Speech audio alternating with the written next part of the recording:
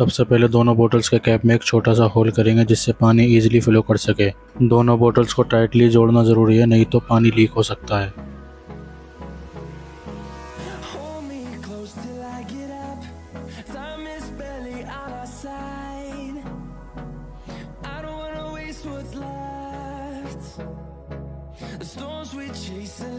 और अब जब बोतल को उल्टा करेंगे और उसे हल्का घुमाएंगे तो पानी टोर्नाडो जैसा घूमता हुआ नीचे की तरफ जाएगा।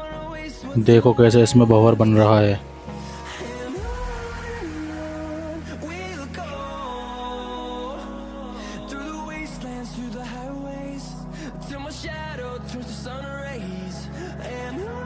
क्या आपने कभी इस तरह पानी को घूमते हुए देखा है? अगर पसंद आए तो लाइक करें, शेयर करें एंड सब्सक्राइब ज़रूर करें।